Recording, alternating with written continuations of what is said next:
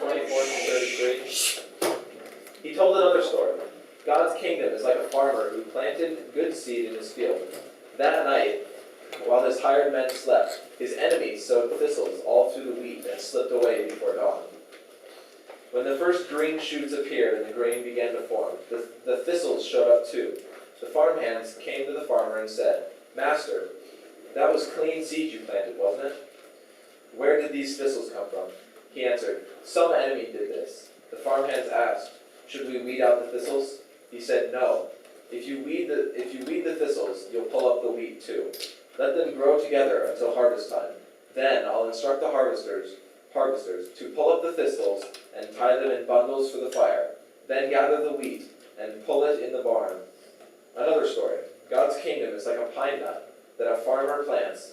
It is quite small as seeds go, but in the course of years it grows into a huge pine tree, and eagles build nests in it. Another story. God's kingdom is like yeast that a woman works into the dough for dozens of loaves of barley bread and waits while the dough rises. Another story. All right. Good to see all y'all. Sweet. Good to see you. Yes. You guys all, I'm glad you guys are all plugged in here, youth group and everything, right? You plugged in? Yeah? I wish I was not as much as you. I'm plugged in. So, good stuff. All right. And I need that back, because it's the only person that... You will get it, I promise you. I just need it for right now, that's it. And then I'll throw it back in the trash and you can dig it out. It's a joke. I'm just kidding. Sweet. All right, so parables again. Right? Okay, so today's parables. You read some of them. Another story. All things. Jesus is pointing out all these things that they can look at. Right? Look at this field. Look at these wheat. Look at these weeds. Look at this tree. Look at this seed. Look at the yeast. Everything. So Jesus is telling them to look at all these things. So, look. This thing's gonna take a while for me. You could have had to make that. You guys had to make that a slide. Yes. Yes. All right. So Matthew.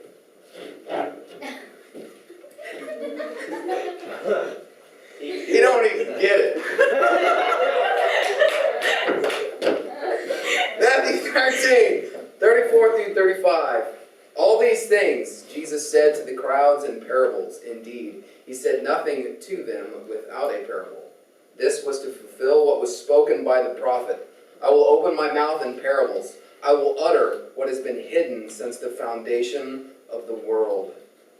So, we're going to look at things that have been hidden since the foundation of the world. So, what has been hidden? Well, secrets, yes. But what has been hidden is I got actually a video of things that have been hidden since the foundation of the world. Did you guys hide stuff? Do what? Did you guys hide stuff and make it? No. They could have Yay, done no audio. We have The sound. the main's turned down. Ah, thank you.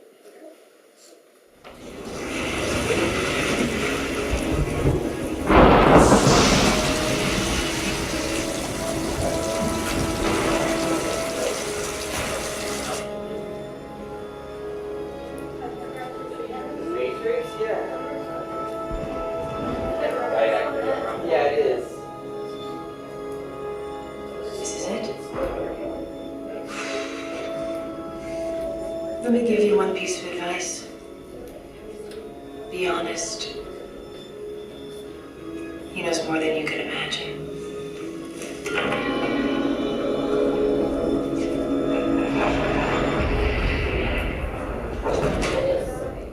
At last. Welcome. As you no doubt have guessed, I am Morpheus. It's an honor to meet you. No, the honor is mine. Please, come, sit.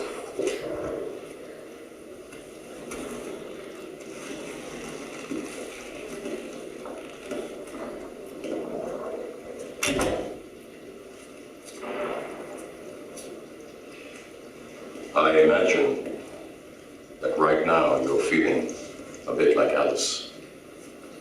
Tumbling down the rabbit hole? You could say that. I can see it in your eyes. You have the look of a man who accepts what he sees because he's expecting to wake up. Ironically, this is not far from the truth. Do you believe in fate, Neil? No, Why not? because I don't like the idea that I'm not in control of my life.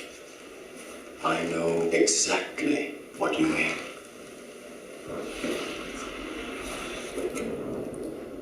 Let me tell you why you're here. You're here because you know something. What you know you can't explain, but you feel it. You felt it your entire life. That there's something wrong with the world. You don't know what it is, but it's there, like a splinter in your mind, driving you mad. It is this feeling that has brought you to me. Do you know what I'm talking about? The Matrix. Do you want to know what it is? The Matrix is everywhere. It is all around us. Even now, in this very room. You can see it when you look out your window or when you turn on your television. You can feel it when you go to work, when you go to church, when you pay your taxes. It is the world that has been pulled over your eyes to blind you from the truth. What truth? That you are a slave, Neo. Like everyone else, you were born into bondage, born into a prison that you cannot smell or taste or touch. A prison for your mind.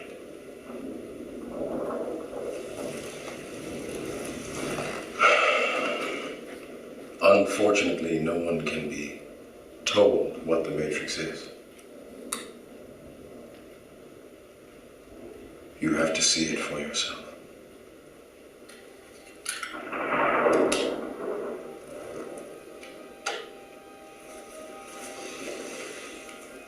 This is your last chance. After this, there is no turning back. You take the blue pill, the story ends. You wake up in your bed and believe whatever you want to believe. You take the red pill, you stay in Wonderland, and I show you how deep the rabbit hole goes.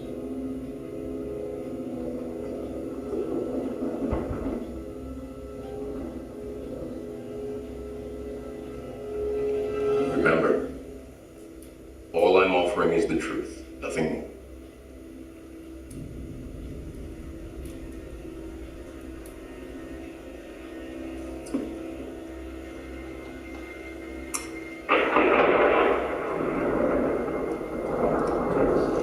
Follow me.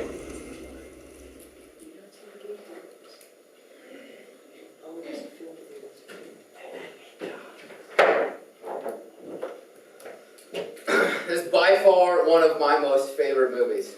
I was bored. I think I used to own them. I've never seen never watched Matrix. them. Just I like saw that was the end the of it and I movie was disappointed. So the end of what? That one? The end of the last one. Okay, the third movie. Everybody ignores Yeah, that. That's not canon. those last two movies were not as good as the first. Has anybody seen that movie? Like full through? I used to own it, I think my brother did. I want. I kinda wanna watch it now. Yes, alright. So that's obviously one of the more calmer scenes. There's a bunch of fighting, there's a bunch of gunplay, there's cool, crazy, cutting edge at the time graphics that they did with all sorts of nut stuff. And it was just awesome, blow your mind away things. But what I like best about this movie is actually that scene that we just watched. Because I'm a weird nerdo kid at heart, and I love philosophy. And so when they start getting into all these philosophical ideas, my mind was just like, that's awesome, that's awesome, that's awesome. Because what he says there about how the world has been pulled over your eyes to blind you from the truth, there is just absolute certainty in that statement. In the reality of what we live in, in what this world that we live in now, we are blinded from the truth. And it's just great. So we're going to look at a lot of things today. So that was really cool. All right, so here's something I want you to know is you will never know God's abundance as a son of the evil one. All right, so I'm going to read it back into Matthew chapter 13, verses 36 through 40. Then he left the crowds, and he went into the house, and his disciples came to him, saying, "Explain to us the parable of the weeds of the field." He answered, "The one who sows the good seed is the Son of Man. The field is the world, and the good seed is the sons of the kingdom. The weeds are the sons of the evil one, and the enemy who sowed them is the devil. The harvest is the close of the age, and the reapers are the angels. Just as the weeds are gathered and burned with fire, so it will be at the close of the age."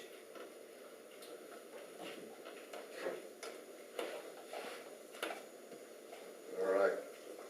Okay, so, sons of the evil one. Who's that? The weeds, right? Okay. And he also said that he's going to reveal things that have been hidden since the foundation of the world. So the sons of the evil one have been around since the foundation of the world. So we're going to find out who they are. We're going to turn to Genesis chapter 3, verses 4 through 6. Or at least I'm going to turn there and scroll my screen down and read it. And you can if you want, but you can stay where you're at too. All right, so Genesis 3. "But the serpent said to the woman, 'You will not surely die, for God knows that when you eat of it,'" speaking of the tree of knowledge of good and evil, "'your eyes will be opened, and you will be like God, knowing good and evil.' So when the woman saw that the tree was good for food, and that it was a delight to the eyes, and that the tree was to be desired to make one wise, she took of its fruit and ate, and she also gave some to her husband who was with her, and he ate." Okay, so as this text says, okay, the serpent was craftier than any other creature, thing out there, okay? And it's evident because in one sentence, he convinces this couple to believe that God is selfish, okay? To believe that God is not good, that doubt God's provision, doubt his abundance. So his argument, compelling them, again, that God is selfish, that he made them to be weak, and that they were unimpressive, and their only hope was to take matters into their own hands and make themselves become something better. All right, and they did this by the knowledge of the tree of good and evil. Now here's something interesting. Okay, the knowledge that they gained, information, blinded them to the fact that they are now not seeing the truth, blinded them to the fact that they are born as a slave, born into bondage, into a prison that you cannot smell, you cannot taste. And that in fact they are children of the evil one. And it's interesting, yes, very, we needed that, just big old honesty. So the knowledge that they take, this knowledge starts changing the way they see things, changing the way they perceive things, changing the world around them, right? And it's interesting to note that as humans, as societies, the more knowledge we gain, the more information we have, the more apt we are to think that we don't need God, and that we can do things on our own, and that we have the ability, in essence, to be God ourselves. And you look at throughout history, and I know a lot of times history is boring, but if you look at history and the way people have changed and decided things, and we rely more on science, we rely more on what we can taste and what we can touch and what we can feel and what we can experience, and then things of this nature. Did you hear my accent come out there a little bit? Yeah. Yes. That's my Central Californian accent right there. Don't ask me what that is. I don't know. It's some sort of genetic flaw. But anyways, so the more we gain knowledge, the more we have these things, the more we think that we don't need God. The more we think that we can do without Him. And it's from the very beginning, shown in that one statement, shown in that one sentence that the serpent said, that you won't die. God just doesn't want you to be like him. God wants you to be weak and frail like you are now and be less impressive. You're getting in my head. Stop. Me? Yes. Why? I don't know. What? Eh. Doing what? Where's Clueless is you? It's the first time I've ever done that.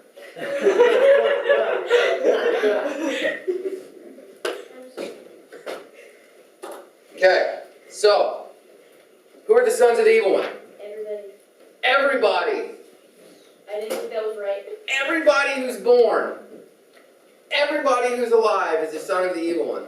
Because you're born into that same bondage. You're born into that same idea that I am me. I am all that there is. And as you're born, this is what I catch this, all right? When a baby's born, what does it do? Cries. Why? Because it wants Because it's born into the life. Yes, because it wants things. Because in all of its existence, everything that it knows, it has been supplied everything that it needs up until this point. Up until the point when it's born, its food was always just given to him whenever. Yes. So it's crying because that's the only thing it can come up with to do. And guess what happens? Here comes mom, Stop trying. and gets fed, and stops crying, and starts learning a pattern. Look out for myself. Get what I need. Take care of myself. And it comes this self-focused, this self-reasoning, self-looking, me. Right? Okay? So that's what we're born in. Every time. Every time. We're born into a selfish existence where all we want is to look after me. And something has to change in order for that to be different. So, you will never know God's abundance. Look, yeah, I'll never know God's abundance. It's a son of the Lord. You're doing great. That was my fault. Okay, so look. All right, Matthew. Does that drive me nuts every time I say that? 13, verse 41 through 42.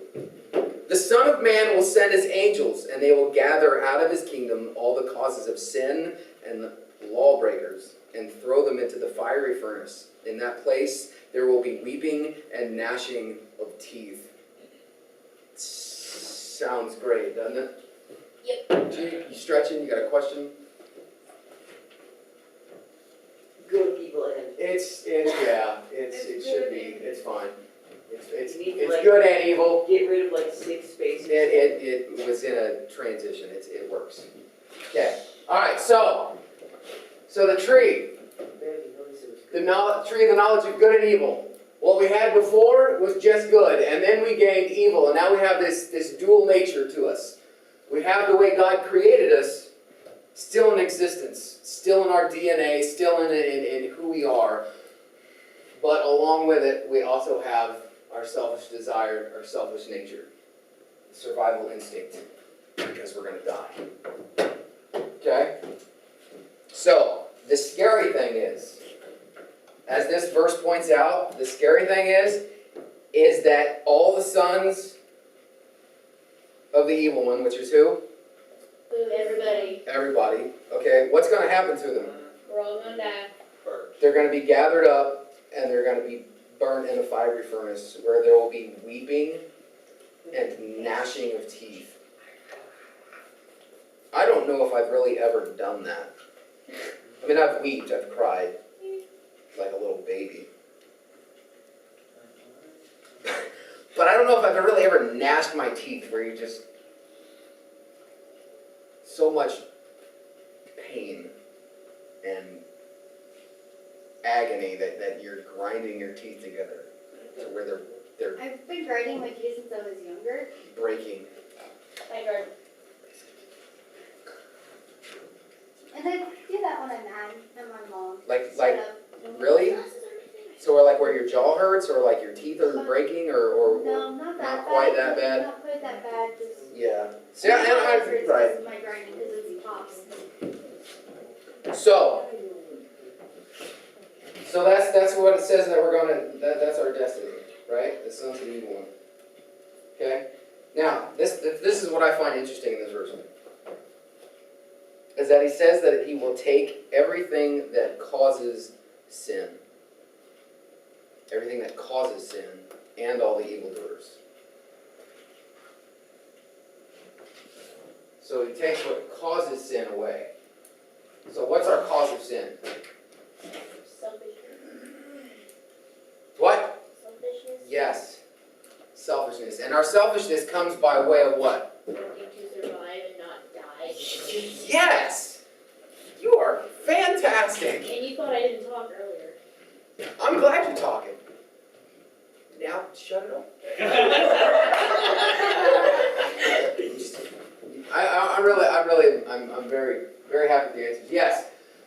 So the Son of Man will send his angels and they will gather out his kingdom all causes of sin and all lawbreakers. So that selfishness, that need to survive, God is going to remove. God is going to take away. And then what are we going to have left with once he takes that away? Reflection. Only good. There's two sons. I did not notice that, and that is awesome. You have no idea how awesome that is. It's tangible. Oh my gosh. Oh my gosh. He's like Look. early about the sun. Look. Look at this. Look at this. Matthew 13. Then the righteous will shine like the sun in the kingdom of their Father. He who has ears, let him hear. His righteousness is so great, there's gotta be two sons. I'm going to geek out on you for a minute here, all right? Alright, we're okay with that.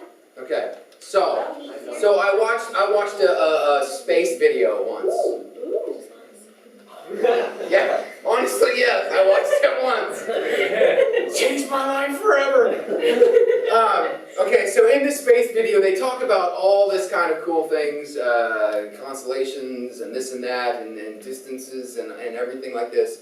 And they talk about how they can notice distant planets, okay? Because they can't see the planet, they can't detect that the planet's there because it's too far away, it's too small. But what they do know, and what they can see, and what they can measure is the sun, or the star. That's there. So they can monitor that star, and they can see as a planet gets close to it in orbit, it actually has a gravitational pull on it. So the sun moves a little, just, you know. A little bit. Same things happen to us. Right, you're right, correct. Yes, so they watch this thing, right? So that's how they notice these things. Well, they found this cluster of stars, okay? Like hundreds of stars, like hundreds of them, in this little cluster, just tucked away. And what they noticed is that there was a pole on these stars, and what they found out is there's one single planet inside this cluster of stars. You know how cool that be to be able to look out on that planet and see all the stars everywhere? You'd also die. No, not necessarily. Why would you die? So hot. Not necessarily. Not necessarily. I'd never sleep. You would not have nighttime. You're correct. You are correct. That's why there's this thing called It would be completely surrounded by light, and it would shine in light forever. Oh, I Or wouldn't until one of the stars crashed into another and it's made a super. Whoa, whoa, That's whoa. not important right now. Hey, The school is going. we've gone past the dark side. We're into the happy all goodness now. Okay? Calm down.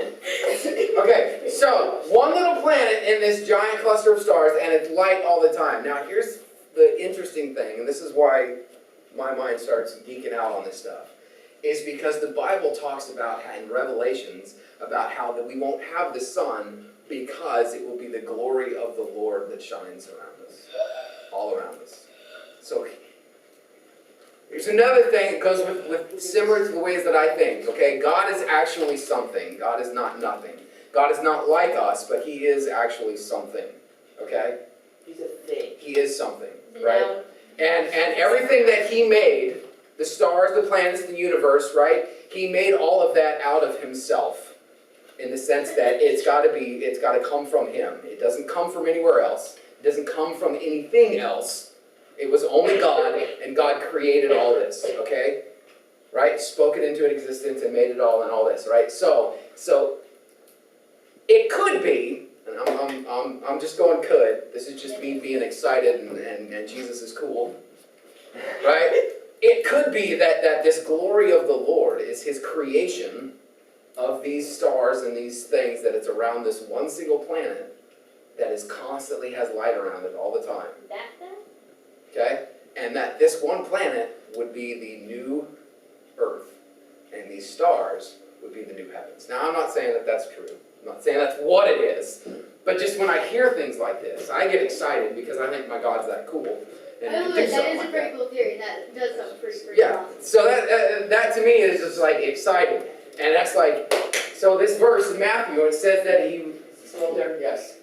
He will shine like the sun in the kingdom of their Father. So all these things that God shines, and there's verses all throughout the Bible where Jesus' face was, Jesus started to glow, and Moses' face was lit up, right? So all these things about how light comes about. The burning bush. The burning bush is on fire, but yet not burning, right? So if it's like electricity around this burning bush that's all going crazy, it would look like fire, but it wouldn't necessarily be consuming it like fire does. So that could be, and God's presence is often described as this incredible light, right? So all this stuff, all these things, and we're going to shine like that. We're going to be like that. God's going to take away all the darkness. God's going to take away all the causes of sin. God's going to take away all the selfishness that we have. God's going to take away all these things, and all we're going to be left with is the goodness of God and how he wants us to be. And he's going to take us, and he's going to make us to be like himself, like his son, like Christ. That's what the Bible tells us. So, here's the important thing. How do you get from the one side to the other? How do you go from being a son or a daughter, a child of the evil one, to being a child of God? Anybody know? Look? Yes. Look. Ryan, We can go look. I looked back. That was his cue. Alright? everybody look at Ryan. Okay, so how do we get there? Well, it tells us that if we confess Jesus Christ as Lord and believe in our heart that God raised him from the dead, we will be saved. Saved from what? Saved from death. Saved from being a thistle. Saved from being gathered and thrown into that fire where there's weeping and gnashing of teeth. And that's how we do it. Jesus died, but he didn't have to. Okay? He is life himself. Jesus is life himself. Right? He died. So we accept that death as ours. And then we give him our life instead. And say, this is now yours. And then we become sons of, or children of, the righteous. And we shine like stars in the sun. Yay. Sweet. Everybody's happy. I didn't know this was science class. What I wish I could see is when we collide with that other galaxy that we're supposed to collide with in like billions and billions. There's this space simulator, and We'll see if it we miss. actually simulated Yeah. that, and it showed Yeah, at it's different sandbox. speeds our galaxies colliding. And We're here. Oh, we have another one. Y'all are over here. Yeah, we're way somewhere else now. Come back Come here. back. The cosmos, man. Take it away. Here, alright, look. Okay? This is what I'm getting at. Alright? This is what I'm getting at right here. Oil. The oil. Oil. I should be a king. It's all about the oil. Alright? Okay. 2 Kings 4:1-7. Jot that down. Jot it down, go read it. I'm going to briefly try to tell you what I remember. We're not in Matthew anymore. 2 Kings. 2 Kings. Okay, so Elisha. Elisha is the man on the scene. He's the man of God at the time. He's the one telling everybody what's what, where. Okay? There is a widow. Anybody know what a widow is? Yep. A Woman whose husband died. Yes, correct. You're on it today. Man. Okay, so this widow has children. Does anybody know what children are? Me. Right here. I think I need to remember your question, please. Yes. Look in the mirror. Oh! Sorry. Alright, so the widow has children. You're more Okay. intelligent than I am. It's true. It's a true statement. This widow has children, alright, and she is frantic. She doesn't know what to do. So she goes to Elisha, and she knows that he's a man of God, and she says, you need to do something. He's like, I ain't got time for you. She's like, you need to do something, or we've got nothing. He's like, what do you got in your house? Alright, tell me what you got. What can I do for you? And she says, I don't have anything. I've got nothing. Well, I've got a jar of oil, but I've got nothing, okay? And if you think about it, okay, here's a mom, and she's got several children, she's got no food, she's got no way to get food, she's got no way to get money, and she's got some oil. That's it. What's she gonna do? She could sell the oil, but it's probably not gonna be much. About the only thing she'd probably do is sell the oil and buy a little bit more oil, like less oil. She's got less oil. It doesn't help her out much. Okay, so here's what he tells her. He says, go to all your friends and your family and everybody you know and ask them, not for money or not for anything like that, but ask them for their empty jars. Okay, things that they don't, their jars are empty, they're not going to use them anymore, they're just lying around. Okay, ask them for your empty jars. He says, but don't go away with just a few. Okay, so he's telling her, go get as many jars as you can. Okay, and take all these jars. Once you've got all these jars, go home. Go home with your empty jars and your sons, and go in your house, and shut your door, close your blinds, and then take your oil and pour it into the empty jars. So she does it. She goes home, she walks in with her sons, she shuts the door, and she takes the oil, and they got some empty jars, and she starts pouring the oil. And the oil's pouring, and that jar is filling up, and it's filling up, and it's getting close to the top. She says, okay, get another one, bring another one. And they swap it out, and she's still pouring. And she's watching it, and she's pouring, and it's getting full, and she says, okay, get me another jar. And they bring in another jar. And she's filling it, and as she's filling it, they're grabbing, one's grabbing, and the other one's putting it in. So there might be getting some oil on the floor, which... Is it like the oil never gonna end? So she's pouring the oil, and it's getting close, and it's starting to get full. She says, okay, get another one. And they get another one, and they're starting to fill them up, and they're getting heavy, and some are small, some are large, some fill up quick, some take a little while, and they're starting to move them around, and it's getting to the point where all the oil is all sitting out around here, and they're having to run out in the other room. She's like, okay, get another one. And they're running out there, and they grab it, and they bring it back, and she's still pouring, and it's filling, and they're swapping, and they're doing that, and she's pouring, and she's okay, get another one, and they're like, we're out, and then the oil stops. As soon as the son said we're out, the oil just quit. Absolutely amazing. Absolutely amazing. And so here's this woman who thought that she had nothing, had absolutely nothing.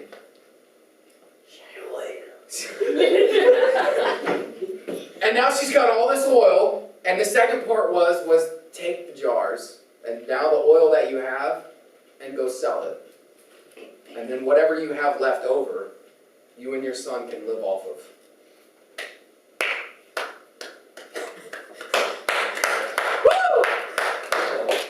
Absolutely amazing. So here's the beauty of it. Here's the beauty of it, okay? Jesus is talking to his disciples, and he's telling them these things that have been hidden since the foundation of the world. The fact that everybody out there is destined for destruction. But through me, not only can they find salvation from that destruction, not only will they be rescued from it, but I can take their life of nothing and I can make it into something amazing. I can take their life that seems to be not much there, not much holding it on, not much to really hope for and be a part of, and God can take it and He can make it and turn it into something amazing. Like the bread and the fish. Yes. It did remind me of that story with Jesus feeding the 5,000, how it just kept separating and filling up. It's just amazing. And so that's the God that we come here to sing songs about. That's the God that we look to throughout the week to say, help me get through this.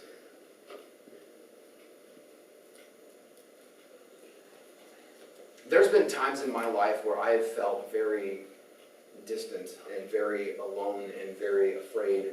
There's been times where I felt that there's not much here for me. Even times that after I became a Christian, after I've already following Christ and have gone to Christian college to become a minister or a youth minister or something, and I feel like that God's gave me something, but then nothing came about. And there's been times where I felt that my faith has been stretched and all these things. But the one thing in all that, the one thing that's stayed consistent is God's faithfulness. That no matter what I go through, no matter what I come across, He's always there. He's always there because He's pulling me to keep looking at Him, to keep looking for Him to move, to see what He's doing. Because God's looking to do amazing things. He's been doing amazing things throughout history. And He wants to keep doing amazing things. And in all honesty, He wants you all, us all, to be a part of it.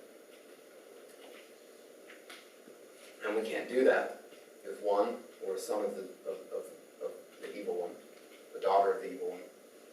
So we have to be connected to Him. We have to have put our trust in Him and know Him. And we have to look continually at what He is doing, where He's moving, because God's abundance, this abundance with the oil, this abundance with the light that he talks about, the greatness that He's providing, will only be given when we look for Him to see Him move. So God is doing things. Are you looking? Let's pray. Lord Jesus, You truly are absolutely amazing. The wonderful, almost unbelievable things that you are capable of doing is mind-boggling. And I give You your props for it, Lord. You truly are one of a kind. So Lord, I offer You my life continually. Lord, I pray for these folks here that they would continue to look to You, to see You not only move in their life, but to see You moving in others' lives, and to see how they can join in.